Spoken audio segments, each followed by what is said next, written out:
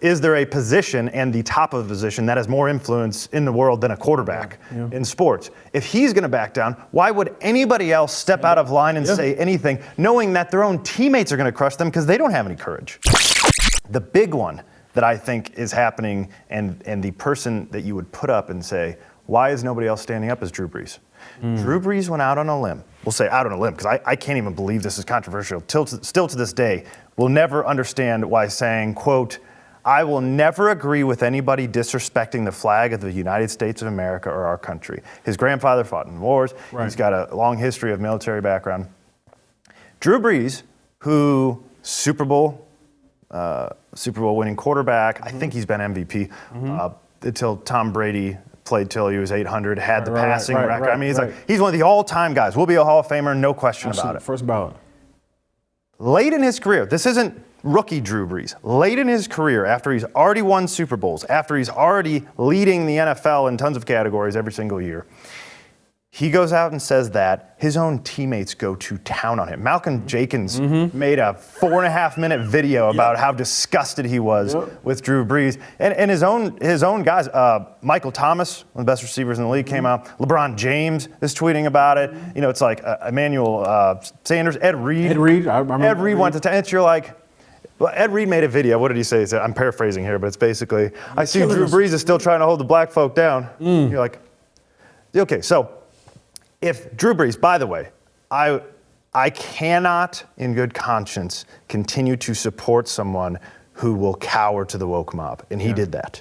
So, and then they tried to have him explain afterwards, because he has a social media post where he came out and basically apologized for just not understanding and not knowing. Okay, so I'm all for you, Drew, but also it's like, don't make it clear to me that you actually don't care about what you're saying. You care more about your job at NBC afterwards. So I don't want to know that you think Maria Taylor will not approve of what you're saying later. So we have that. The other one is Alejandro Villanueva, who did the same thing. He was an Army Ranger. They wouldn't let him, when he was with the Steelers, come out of the locker room. So he said, screw that. And he walked out there with his hand over his heart.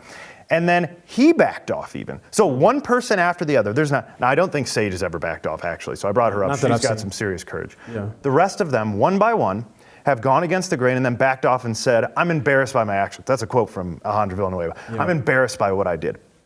If you see the people, an Army Ranger talking about standing up for the flag, and Drew Brees, is there, outside of maybe LeBron and certain basketball players, is there a position and the top of the position that has more influence in the world than a quarterback in sports? If he's going to back down, why would anybody else step out of line and say anything, knowing that their own teammates are going to crush them because they don't have any courage? And I mean, and this is a guy who, obviously gave a lot of money to recovery efforts after Hurricane Katrina, basically put the city on his back, won a Super Bowl, beloved in that city.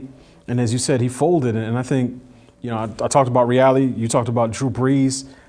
I think we have something on Michael Phelps, which, again, really hammers this point home because, he's the king of swimming. So can we go to that? He said, I don't know what it looks like in the future. It's hard. It's very complicated. And this is my sport. This has been my sport my whole entire career. And honestly, the one thing I would love is everybody being able to compete on an even playing field. Now, this is a person who knows what it's like to swim at the highest level, and he must know that being a biological male confers certain physical advantages. This is not how does a person feel about themselves, it's how is a person's body, how does their body function in the water? And Michael Phelps, the best that he could give was a, VP-like answer. Every day is the right day to do the right thing. And that day is now. It's like, come on, man. And to your point, one of the reasons why it's so important to do what we do here is because the courage is just as contagious as fear.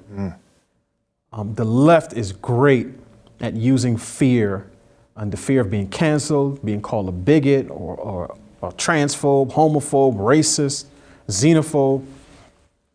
They use that fear to chill speech because they know if someone, as you said, sees Drew Brees get his head taken off, then the next guy's a lot less likely to do that. So we just need a reinvigoration. We need a B12 shot of courage throughout the culture. As you said, Sage Steele is one of the people who's doing it, but too few are doing it, and I think we're seeing what that looks like. I mean, just think of Drew Brees is a guy who felt the need to make a statement in support of Jacob Blake, and an accused sexual assaulter who fought with the police before he was shot. Thankfully, he lived. Again, I don't wish ill on anyone, but we're at a point where our sports and our athletes, our premier athletes, feel it's a lot easier to stand up in cases like that, where everyone is going, with the crowd, than it is to stand up for basic biological reality. And if anyone should know how important it is to sort of hold to basic biological reality, it's athletes. So, have you noticed? And I know we're wrapping here, but the reason I'm so disappointed in Drew Brees is because he cracked. You do not make progress if you crack. You actually make it less likely. The next guy who did have the same courage as you now won't do it because you cracked. If you didn't crack, then you stand up and give the next person courage to do it. So it works both ways. It's like, okay, if you cower, somebody else will, but if you do it, somebody else will as well. Did you notice that the turn on this COVID insanity happened when Joe Rogan stood up and gave everybody the double bird? Yep.